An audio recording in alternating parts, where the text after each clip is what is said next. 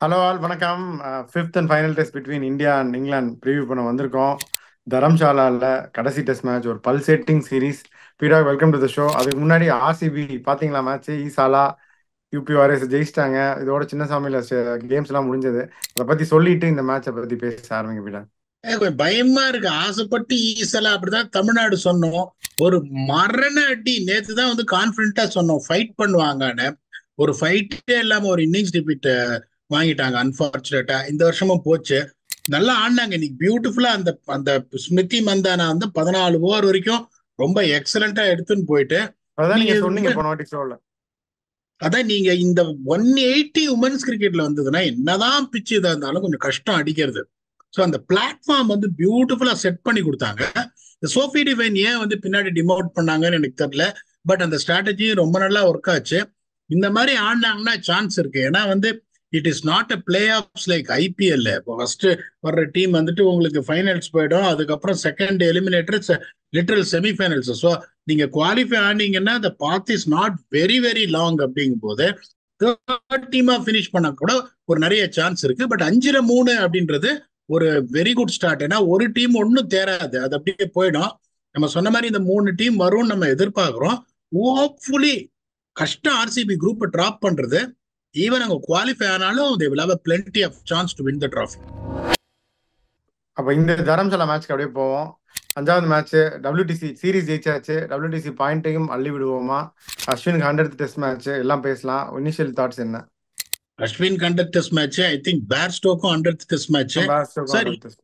இன்னொன்னு பாத்தீங்கன்னா இதுல வந்து சீரீஸ் ஜெயிச்சுட்டு முந்தி எல்லாம் பாத்தீங்கன்னா 3 சீரீஸ் ஜெயிச்சோடனே அப்படின்னு ஆயிடுவாங்க. 3-3-1. இப்ப இந்த WTC ஒவ்வொரு இதுவும் உங்களுக்கு அப்படி இருக்குங்கும் போது, அவங்க வேற ஆஸ்திரேலியா வேற இப்ப மரணடி அடிச்சிட்டு இருக்காங்க நியூசிலாண்டா. அப்படிங்கும் போது இப்ப ஒரு அடி அடிச்சிங்கன்னா இங்கிலாந்து கன்டென்ஷன்ல இல்லாம போனா, ஆல்ரெடி கன்டென்ஷன்ல இல்ல.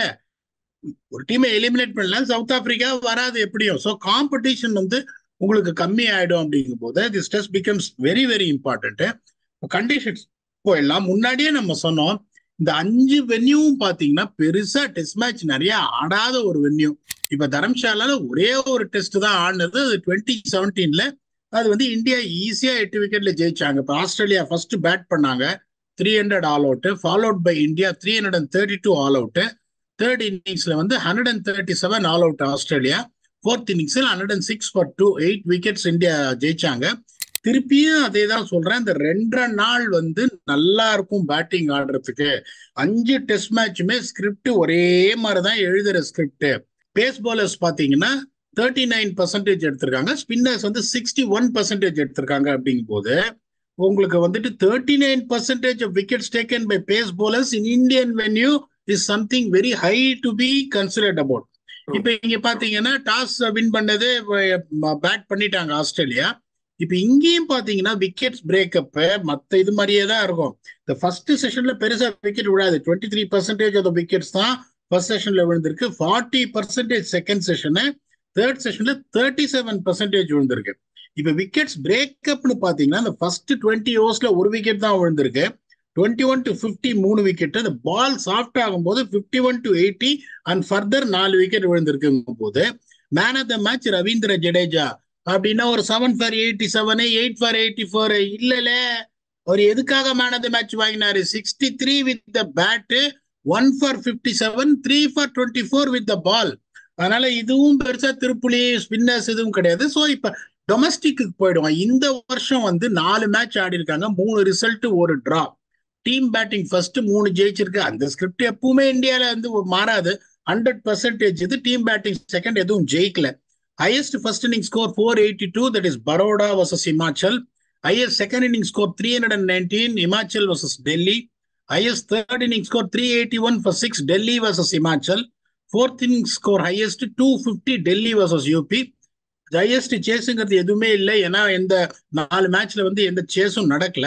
Average first inning score 289, average second inning score 248, average third inning score 258, average fourth inning score 178. இங்க பாத்தீங்கன்னா ஒரு மிகப்பெரிய சர்ப்ரைஸ் காத்துக்கிட்டு இருக்கு. Wickets taken summary, pace bowlers 52, spinners 48. இந்த மாதிரி ஒரு ஸ்டாட் இந்தியால எந்த வண்டியிலும் கொடுத்ததே கிடையாது. ஏன்னா பவுன்ஸ் வந்து ரொம்ப ஹெவியா இருக்கும் முதல் 2 நாள். பயங்கர ஆடா இருக்கும் பிச்சு. அதுக்கப்புறம் பிஸ்கெட் மாதிரி உடைய ஆரம்பிக்கும் தேர்ட் டேல இருந்து. Team winning the toss fielded 4 out of 4 times. இதை பார்த்துக்கோங்க. ஏன்னா அந்த ஃபர்ஸ்ட் டே வந்து எக்ஸ்ப்ளாய்ட் பண்ணணும் அப்படின்னு நினைச்சு நிறைய டீம் அந்த மாதிரி பண்ணி ஒரு 270 280 அந்த மாதிரி வந்துட்டா அதுக்கப்புறமா ரொம்ப கஷ்டமாயி நிறைய தோத்துருக்காங்க. இங்கேயும் வந்து விக்கெட்ஸ் பிரேக்கப் பாத்தீங்கன்னா ஃபர்ஸ்ட் செஷன்ல 27% தான் விழுந்திருக்கு, second session 36, third session 37. Wickets பிரேக்கப்பும் much similar to the one test match that has played. First 20 ஓவர்ஸ்ல 2, 21 to 50 4, அதுக்கப்புறம் 51 to 80 அண்ட் ஃபர்தர் 4 விக்கெட் விழுந்திருக்கு. அப்புறம் விக்கெட்ஸ் பிரேக்கப் டே 1ல 7 விக்கெட், டே 2ல 8 விக்கெட், டே 3ல 11 விக்கெட், டே 4ல 13 wicket. 4 man of the match வாங்கியிருக்காங்க. யார் யார் தெரியுமா? AYUSH Badoni 51 and 111, Venkatesh Iyer 72 and 3 for 28, ஷவாத் Rawat 207, Aditya தாரே 179 ஒரே மேட்ச்ல. அப்படிங்கும் போது இங்க ஸ்பின்னர்ஸ் வந்து பெருசா வந்து எதுவுமே வந்து நீங்க சொல்ற அளவுக்கு எதுவுமே பண்ணல. அப்படிங்கும் போது இங்க எப்படி இருக்கும்னா that is a most important thing. 2 நாள் பவுன்ஸ் பயங்கரமா இருக்கும். பேஸ் பவுலர்ஸுக்கும் விக்கெட் விழும், ஸ்பின்னர்ஸுக்கும் விக்கெட் விழும். அதுக்கப்புறம் உடைய ஆரம்பிச்ச உடனே டே 3 டே 4ல பயங்கரமா ஸ்பின்னர்ஸ் வருவாங்க. அதனால நீங்க டாஸை வின் பண்ணி அவங்க batting ஆடினாலும் there is nothing to worry. The only thing is to make sure you should not allow them to get on a start. இங்கேயும் வந்து ஒரு 380 டீம் winning the toss அடிச்சுட்டாங்க அப்படின்னா it's going to be very tough. ஏன்னா டே 3 and day 4 it's going to be more tougher to bat. பயங்கரமா spinners பிக்சர்ஸுக்கு வருவாங்க. Super. Playing லெவன்ல என்னென்ன சேஞ்சஸ்லாம் இருக்கும்? இப்ப பிளேயிங் லெவல்ல நிறைய ஒரே ஒரு பிளேஸ் தான் சார், வேற எதுவும் கிடையாது. Rohit Sharma will open with Jaiswal followed by Gill. இப்ப என்ன பண்ண போறாங்க? பட்டிதாருக்கு இன்னொரு சான்ஸ் கொடுக்க போறாங்களா இல்லைன்னா படிக்கல் கொண்டு வர போறாங்களா? As much as I supported Patidar had enough opportunities அப்படிங்கும் போது it won't be a bad idea to give Padikkal a try and see what he can offer. and there is also another left hander in place. அது வந்து உங்களுக்கு இப்ப Rohit Sharma, kill, Sarfaraz, இப்ப நீங்க ரஜாத் பட்டிதார் ஆனீங்கன்னா top 5ல லெஃப்ட் ஹேண்டரே கிடையாதுங்கும் போது என்ன பொறுத்த வரைக்கும் number 4 should be Padikkal, then followed by Sarfaraz Khan, Jadeja, Dhruv Jurel, Ashwin, Kuldeep, Bumrah. இந்த 11வது ஸ்பாட் முகமது சிராஜா, ஆகாஷ்தீப் வந்து பியூட்டிஃபுல்லா அந்த டெட் விக்கெட்ல நல்ல விக்கெட் எடுத்தாரு டெபியூ டெஸ்ட் மேட்ச்ல. ஆனால் இங்க பவுன்ஸ் ஜாஸ்தியா இருக்கும், கேரி நிறைய இருக்கும்ன்றதுனால என்ன பொறுத்த வரைக்கும் I would prefer Mohammad Siraj, even though it will be extremely harsh on Akashdeep. So என்னோட பிளேயிங் 11 ரோஹித் சர்மா, ஜெய்ஸ்வால், கில், படிக்கல், சர்ஃப்ராஸ் கான், ஜடேஜா, துருவ் ஜுரல், அஸ்வின், குல்தீப், பும்ரா அண்ட் முகமது சிராஜ். அவங்க எப்படி போவாங்கன்னா அவங்களோட பேட்டிங் லைனப் மாறவே மாறாது. பிரண்டன் மெக்லம் வேற சொல்லிட்டாரு என்ன ஆனாலும் சரி Bairstow Aadi ஆவாருன்னு. I would have been tempted to give Dan Lawrence a chance. அது நடக்காது. So their playing 11 will be Zach Crawley, Ben Duckett, Joe Root, Oli Pope, Ben Stokes, Johnny Bairstow, Ben Foakes, Tom Hartley. என்ன பொறுத்த வரைக்கும் Mark Wood, Shoaib Bashir, James Anderson ஆட போறாரா? Series தோத்துட்டாங்க. ஐடியலா நான் என்ன பண்ணுவேன், அவரை ரெஸ்ட் பண்ணணும்னா they have to bring in கஸ் ஹட்கின்சன். ஏன்னா இந்த மாதிரி ஒரு பிச்சில் குயிக்கா போடுற ஆளுங்க தேவைப்படும். Provided if they feel James Anderson has to be rested. Mark Wood இங்க ஆடியே ஆனோம், பேஸ் வந்து குயிக்கா இருக்கும். ஸோ 2 ஸ்பின்னர் இங்க போகணும். This is what the combination they should go with. ஆனா அவங்க ஒருவேளை ஆண்டர்சன் இல்ல நான் ஆடுவேன் அப்படின்னா ஆண்டர்சன் ஒரு இன்வேல்யூபிள் அசெட். அதனால they should go with Mark Wood and Anderson. என்ன பண்ண போறாங்க அப்படின்னு பார்ப்போம். பெருசா இதுலயும் எந்த சர்ப்ரைசஸும் இருக்காது. ஓகே, ஸோ யாருக்கு எட்ஜ் கொடுக்க போறீங்க? இப்போ வந்துட்டு உங்களுக்கு இந்த சிச்சுவேஷன்ல பாத்தீங்கன்னா what is important to score 370. இப்ப ப்ரொவைடட் இப்ப வந்து பும்ராவும் சிராஜ் ஆனா it looks very good with the new பால்.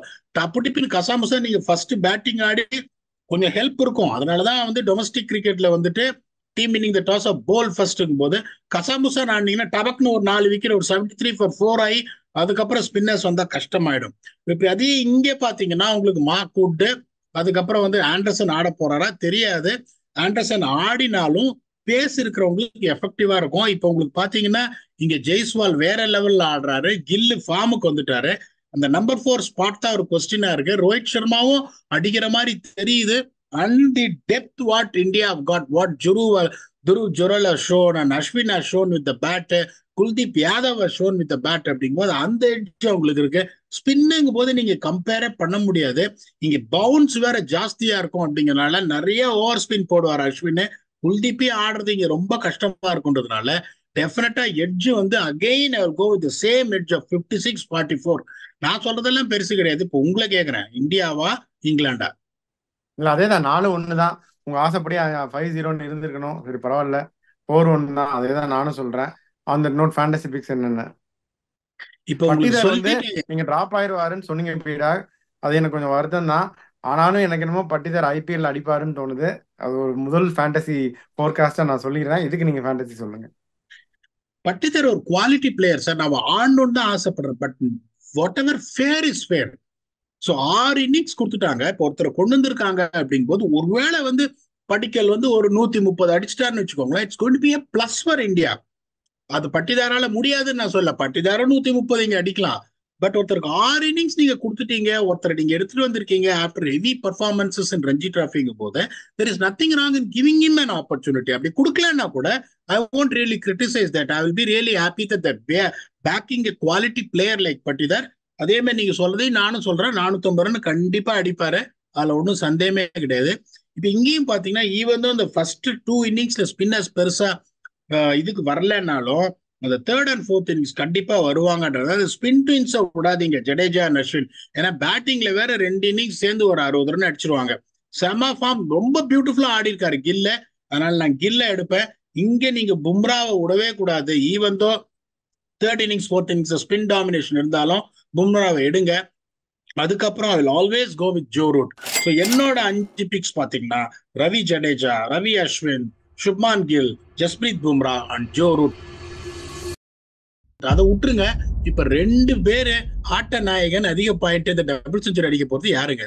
எப்படி திருப்பி ஜெய்ஸ்வால் தான் சொல்ல போறீங்க இல்ல மாத்தி சொல்ல போறீங்களா? முதல் டெஸ்ட் மேட்ச்ல இருந்து ஜெய்ஸ்வால் சொல்லிட்டு இருக்கேன் பீடா. உங்களுக்கும் தெரியும் எல்லா மேட்சுமே பீடா நான் சொன்னது வந்து ஜெய்ஸ்வால். ஸோ திருப்பியும் நான் ஜெய்ஸ்வால் சொல்றேன். திரும்பியும் ஜெய்ஸ்வால் அடிப்பாரு. அதே தான் நான் லாஸ்ட் டைமும் சொன்னேன். குல்தீப் விட வேண்டாம்னு சொன்னேன். அவர் 4 விக்கெட் எடுத்தார் அவர் செகண்ட் இன்னிங்ஸ்ல. ஸோ குல்தீப் விட வேண்டாம். இந்தியன் பவுலர்ஸ் எல்லாரையும் எடுத்துறது சேஃப் எப்பவுமே இந்த மாதிரி ஹோம் டெஸ்ட்ல ஃபேண்டசிக்கு எடுக்கும்போது. ஸோ அஸ்வின், ஜடேஜா, பும்ரா நீங்க சொல்லிட்டீங்க. ஸோ குல்தீப்பையும் ஜெய்ஸ்வாலையும் நான் அப்படியே ஆட் பண்ணிடுறேன். பென் ஸ்டோக்ஸ்லோன்னு ஆசையா இருக்கு, பட் கஷ்டம் தான். ஸோ இதுதான் என்னுடைய ஃபேண்டசி பிக்ஸ். உங்க ஃபைனல் தாட்ஸ் என்ன பீடா? இல்ல இப்ப ரொம்ப சிம்பிள். அவங்க வந்து டெஸ்ட் சீரிஸும் தோத்துட்டாங்க, ரொம்ப கீழே இருக்காங்க இதுல பாயிண்ட்ஸ் டேபிள்ல. அப்படிங்கும் போது ஆல் கன்ஸ் பிளேசிங்கா வருவாங்க. அதுல வந்து எந்த சந்தேகமும் கிடையாது. இந்த பிட்ச்ல நான் சொல்றேன், இந்த பேஸ்பால் ஆடாத ஆடாத ஆடாதன்னு ஒவ்வொரு இதுலயும் நான் சொன்னது. இந்த பிட்ச்ல ஃபர்ஸ்ட் இன்னிங்ஸ்ல நீங்க பேஸ்பால் ஆடியே ஆகணும். ஏன்னா ரன் வேகமா வரக்கூடிய ஒரு வென்யூ இது. வந்துட்டே இருக்கும் ரன், நீங்க நிறுத்தவே முடியாது ரன்னை.